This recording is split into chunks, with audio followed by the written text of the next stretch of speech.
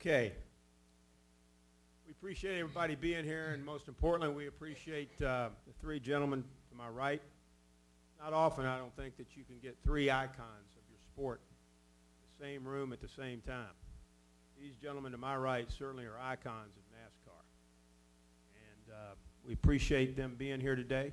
And I know some had to rearrange their schedule to make it here, and we appreciate that very much.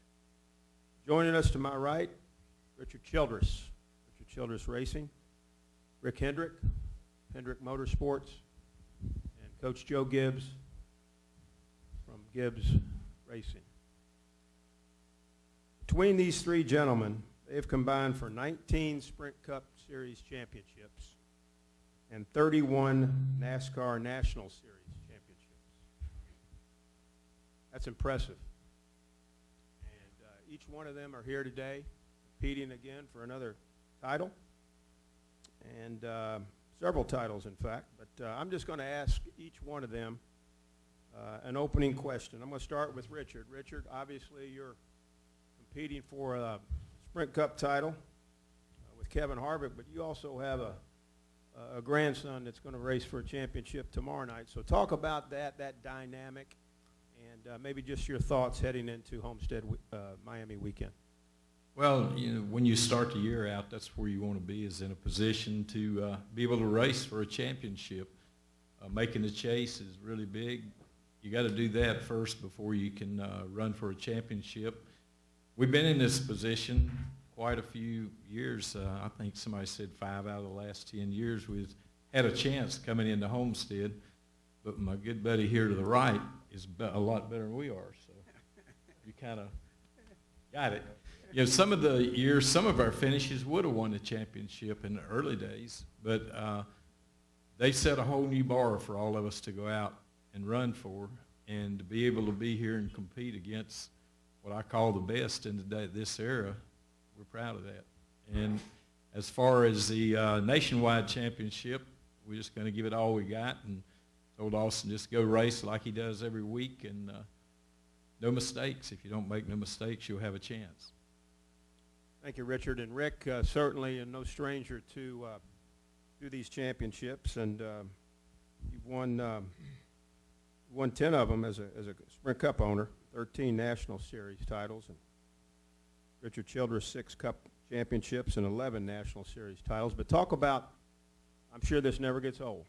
This is why we're all in the sport, for competition, win championships, and just talk about opportunity that Jimmy has again here this weekend. Well, we, you know, this is like Richard said, we all work hard to get to this spot, and you know, it's not over till Sunday afternoon or Sunday night, and but we've had a good year, and our entire organization's had a good year, and we just come down here and try to close it out, just not make any mistakes and have any failures. And Joe and I were talking earlier. I mean, you know, we can have a day like they had last week, and that things can be reversed, and either one of these guys on each side of me could win this thing. So we just got to come execute, and hopefully we stay out of trouble and end up with no mechanical problems and no accidents on the track. Thank you, Rick. And Coach Joe Gibbs, 3 NASCAR Sprint Cup Series owner championships, 7 NASCAR National Series owner championships, and a slew of Super Bowl championships.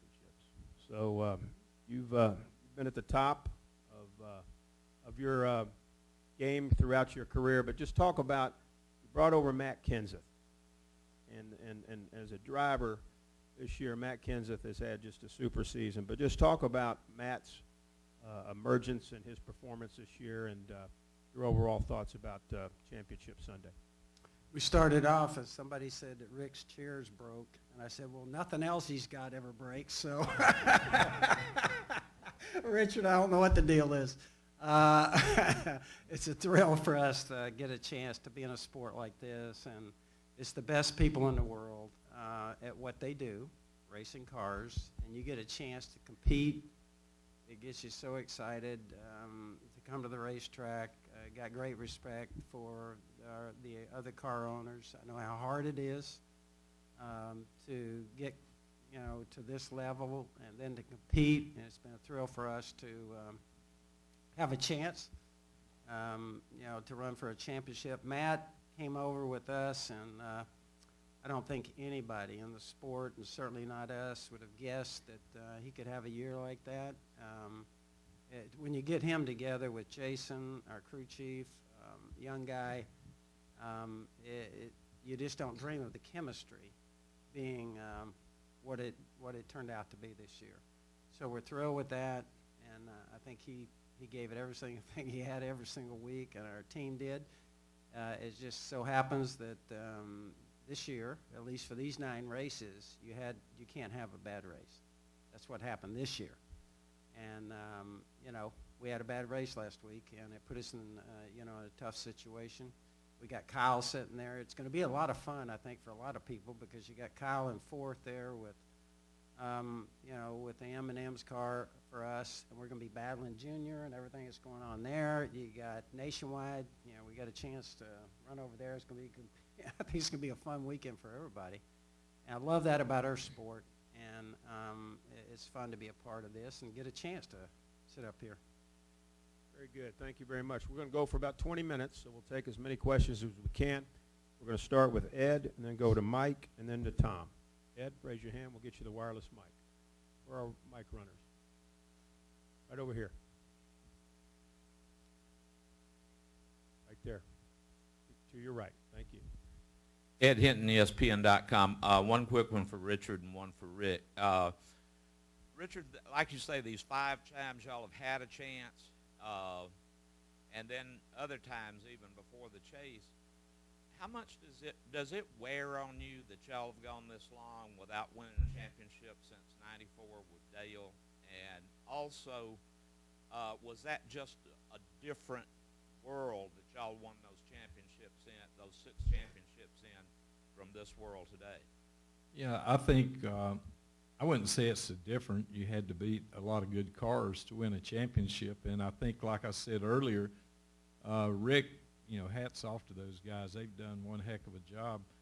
Chad and Jimmy and all the guys, and they've set the bar up. And we've been in a position, even in 2000, we were second in the points. And yeah, it eats at you when you don't win a championship, but you're giving it your best, and your best isn't good enough. And for Rick, we'll bring up the term you seem so uncomfortable with. Could you kind of outline why you seem just not to be comfortable with the New York Yankees analogy in this?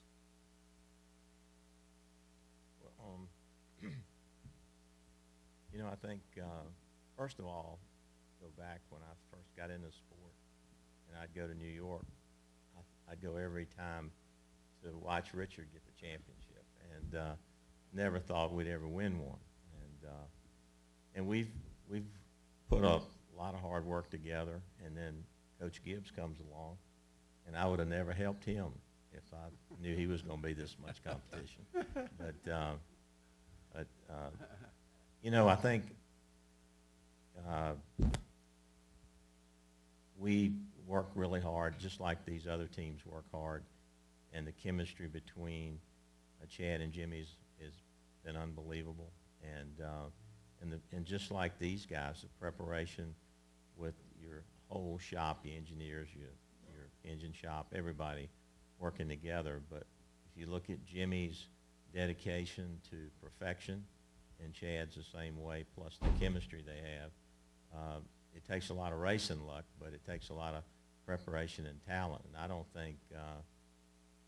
think Jimmy's gotten the real credit he deserves for the talent that he has and for the dedication that he has given to the sport. He a guy that works out, eats, and is a student of looking at track data, tire data. He lives and breathes being a perfectionist, and Chad's the same way. And so, when you have talent and you have execution, right, Coach, it shows. And I'm with Coach. I've never seen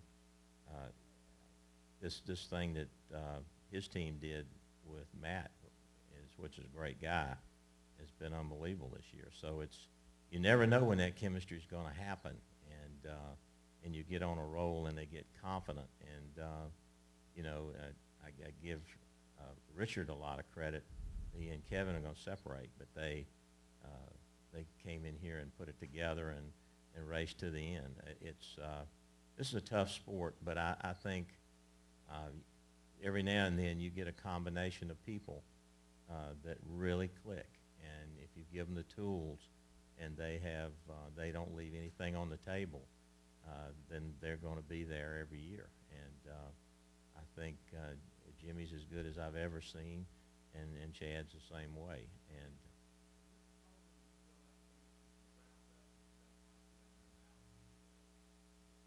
the Yankees, I'm not a big Yankee fan. I shouldn't say that. Reggie Jackson's one of my best friends, and I go to Yankees games. But I guess I really don't know how to answer that question. I feel like we're very fortunate, and I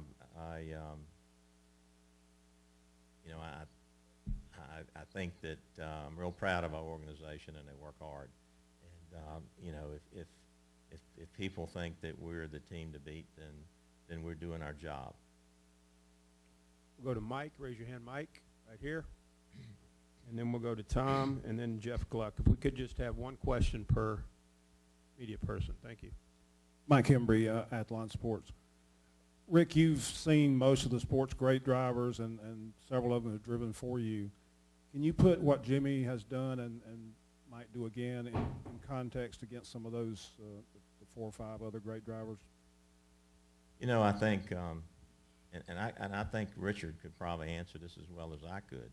The competition, the way the chase sets up today, you can't make any mistakes, and you can't have any failures. I mean, we had an engine fail with Earnhardt, but he'd be up in the points. So luck of the draw that Jimmy didn't get that motor.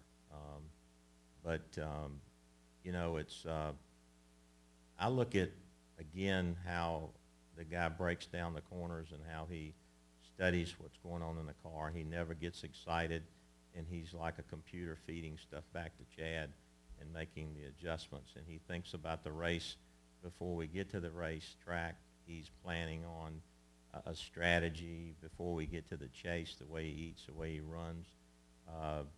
And you just don't see that dedication that's matched with talent that often. And I think he's one of the greatest that I've ever seen because of all of those things. Not just, there's a lot of guys out there with tremendous talent and have tremendous car skill, but to be smart, to be dedicated, to tune your body like you do the car, to prepare for the races in your head and with your crew chief, he goes the extra mile to be ready for the event. Help me, Richard. Yeah, I'll throw one other thing. Jimmy is a role model that, for our sport, I think that is unbelievable. Both of the grandsons, that's who they want to be like. That's who they talk to, and that's who they really want to. And it's a lot of other drivers. If you want to be a Cup driver today, that's the model you want. Let's go over to this side of the room to Tom, and then we'll go to Jeff Gluck, and then to Lee Spencer. Go ahead, Tom. Tom Jensen, FoxSports.com. Gentlemen, congratulations all on being here. Each of you, this is forever who wants to answer it, each of you has got at least one young kid that you're working with coming up through the ranks. It seems to me this may be the deepest and most talent-laden pool of young drivers we've ever had in history, and I'd like to get your take on that. I think that's very important, for all of us here. The young guys coming, I get excited about that. I walked outside of a restaurant about 15 years ago, and there was a kid standing there, and he says, "Coach, would you sign this?" And I signed it, and his dad took a picture, and we got the picture, and he looked up at me, and he goes, "I'm going to drive for you someday." And you kind of tap him on the head, because a lot of kids say that to you. And it was Denny Hamlin. And today I tell him, every time I see him, I said, you didn't tell me I was going to have to pay you $1 million to drive for you. But, you know, I think young guys coming, and to see some of the... You're getting by for $1 million. Yeah. That's what I want to know. How do you pull that off? Man, we missed the boat, Richard, somewhere. Yeah, I'll tell you. Actually, I got a bone to pick with Rick. When I came into this thing, I had no debt. And I told him I wanted to get in racing. And today I'm knee-deep in debt, and it's his fault. Okay, he helped me. But in any case, I tell the story about him. But I think it's fun to work with the young guys. I think these guys probably feel the same. And so, Richard, that's a thrill. I know with his grandkids. I would tell my grandkids story. I'm coming back from Starbucks, and I have my littlest one in the back seat. He'd been playing with his cousins. We have 8 grandkids. And we're coming back from Starbucks. He's all by himself. And he goes, Coach. I went, what, Jet? He goes, how come you didn't have any kids? And I said, I had to explain to him, I did, Jet. I had your dad, and I had J.D. And he goes, oh. So anyway, you got the grandkids coming. That's awesome. That may not be a bad idea. It's a cheaper way to go, is it? No. Or you still have to pay them a lot of money? No, here's kind of where I ended up. I thought I was right. I was with you that you wouldn't have to pay them, the family and everything, and everything was going along good until my wife got involved. And she said, I'm going to be their agent. And I know what you paid these other drivers, and you're not going to get off the hook. So I was good. That's She took good. over. Okay. Does that mean I have to talk to her about, I asked Richard permission to talk to his grandsons. Yeah, she'll negotiate for her. Very good. Let's go with Jeff, Lee, and then Claire. Go ahead, Jeff. Jeff Gluck from USA Today. Gentlemen, I'm just wondering how you evaluate the current sponsorship climate. Are things getting easier to find sponsors? Are things harder than they were a few years ago? Are they the same? How would you evaluate it? You know, it's I guess when the economy and everything hit, we've got a whole new model in our sport today. Used to, you'd have one company come in and take the whole season and run the teams like we did for many years. And in today, the model has changed, and a lot of it's changed through the business model that happened several years ago, that the CEOs and a lot of people are really responsible for everything they do. So today, you may have 3 sponsors to carry you through the year, and it's a tougher environment. You know, I think anyone sitting here will tell you it's a tougher environment. Rick? Yeah, I exactly what Richard said, but I feel like the interest is picking up, and we're getting more people that we're talking to. The good news is the folks that we have are renewing, and that's good. And you know, when the economy was at its worst, and it looked like the whole you know, the financial crisis affected the world, you know, we were worried. But now we just signed a deal with Exalta last night, basically a new company with DuPont, and well, DuPont, they bought DuPont, the paint division, but they're very excited. Their CEO is here, and they've got huge plans. So we were with the farmers people in Phoenix, the board of directors, and their CEO was at the race. We haven't seen the CEOs at the race in the last couple of years like they're here now, and the chairman of Lowe's will be here this weekend. So the energy is getting much better, and new people are taking a look. So it feels better than it did. It's getting better. I think for us, I've really been excited. I think our best years are still in front of us. I believe that about NASCAR and where we're headed. I think Brian's done a great job of working with all the race teams, and we're looking at things like how do we make our, you know, mile-and-a-half stuff better, intermediate track racing, all the things that we're working on. It's truly been a team effort. I see a great future for us, diversity. From a diversity standpoint, I think we have a lot. We're gonna see a lot of growth there. For us, I think it's exciting doing a very tough business climate. We've had all of our big sponsors, with the exception of one, re-up with us, and I think that says a lot. We turned around nationwide. We're running 4 cars there, and it's an exciting series for us. So I'm excited going forward, and I think Rick kind of hit the nail on the head. Our guys are re-upping. They like it. We got social media. We got B2B going like mad. We got some of the biggest and best companies in the world. And it's great having those relationships. And I love that part of our sport. It's different than other sports, and you got to have a great sponsor.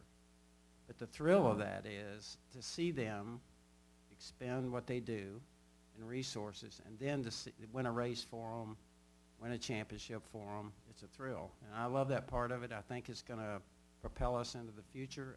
We just mentioned our drivers and the fact that Jimmy and so many of our drivers, I feel like our guys and Richard's guys are role models, and I think that's going to help propel us too in the future, as we go forward. So I'm excited about our future and where we're headed. I think the TV deal has really helped a lot. TV's awesome. Having that deal put to bed and having NBC coming in, a lot of our sponsors are excited about that. So, and as Joe said, the business-to-business opportunities, and our drivers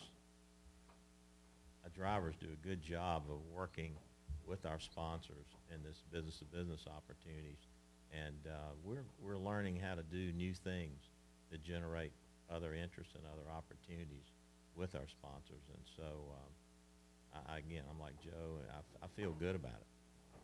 Yeah, we've signed more new sponsors in the last year, than new companies coming into the sport than we have in a long time. If you look around, you'll see some new ones.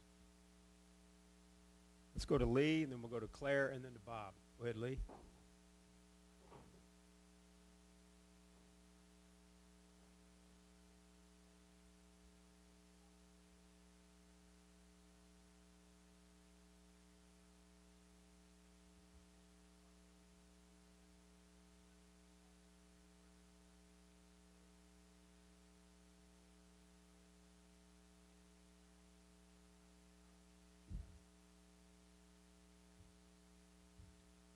What would help me if I could pay mine what Joe pays his?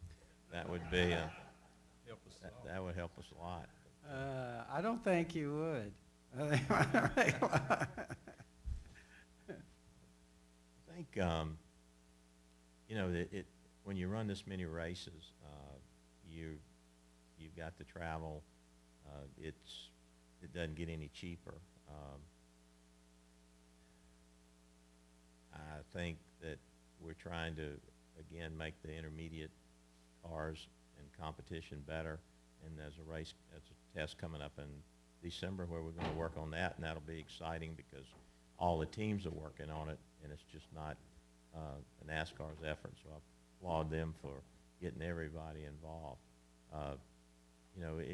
Everything, tires, engine, we've all talked about how to get it, how to cut the costs and be more efficient, and we've done that. I think all of us have done that. We've looked at ways we can, do it cheaper and still have the quality we need for the show, for the fans. And NASCAR is involved. We're always talking about it. But it's never easy to back things up. But we've looked at a lot of things that can help us, and a lot of the teams, I know we work with these teams here, with their chief financial officers, looking at all of the ways that we can reduce costs, and it's been a good exercise among all of our teams. Let's go to Claire. You have a question? Claire B. Lang, Sirius XM, NASCAR Radio. Could you guys outline what your roles are on race day, and what you pitch in once you own the team, but now that it's all come to the competition, what do each of you see as your roles? Mine is to get out of the way. They tell me, do not say a thing on the radio and get out of the way. No, for me, you try and use your strengths. I wasn't a technical person growing up in racing. I just loved it. I was always the fan going. And so for me, it's people, and what I do on race day is I just try and go where we're having the most problems, because lots of times you can learn from that, what's going on.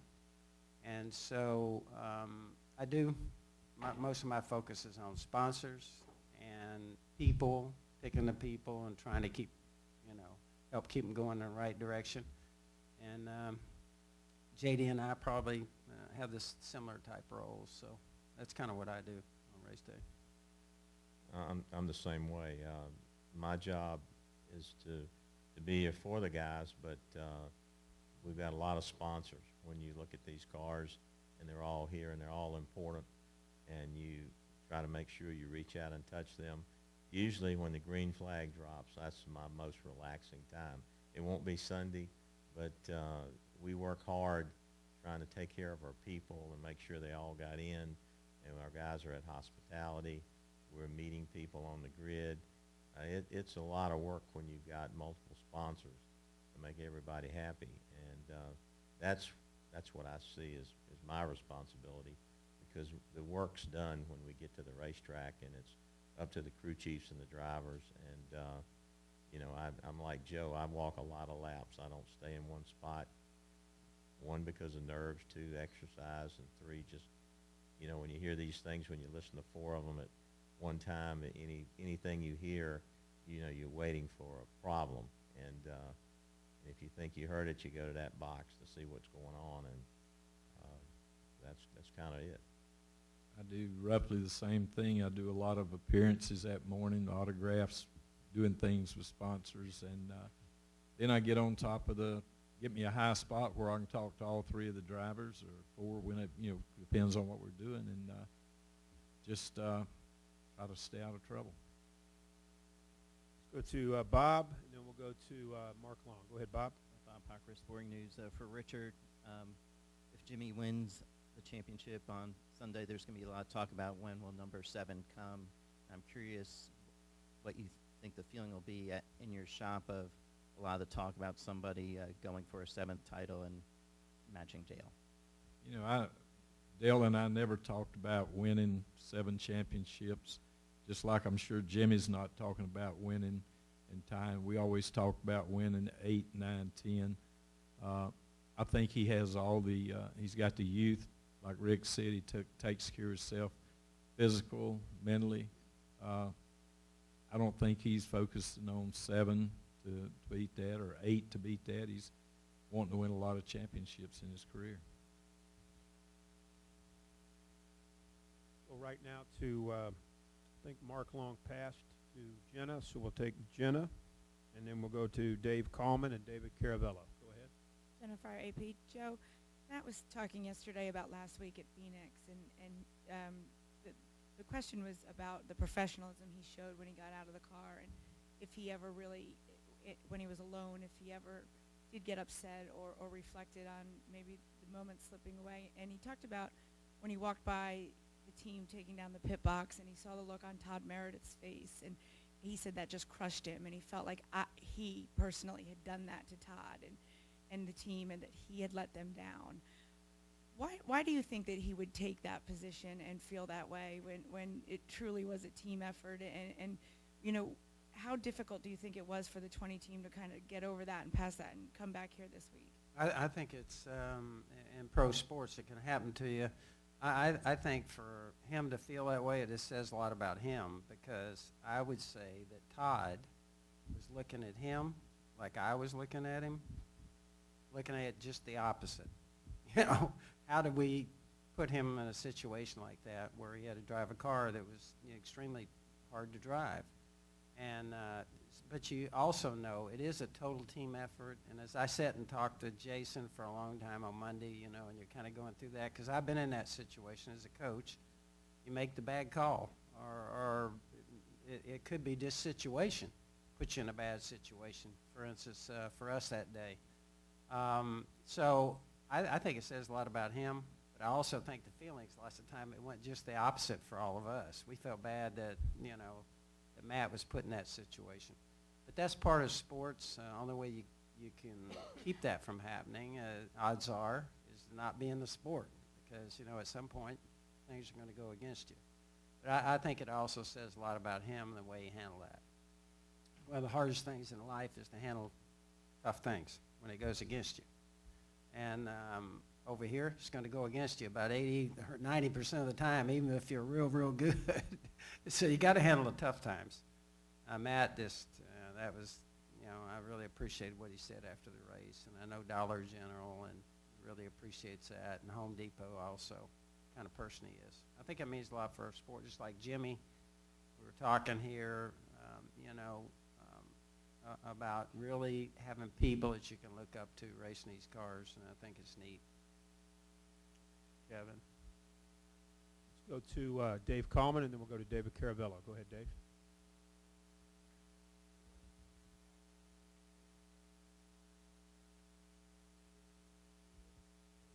Richard and Joel, maybe you could just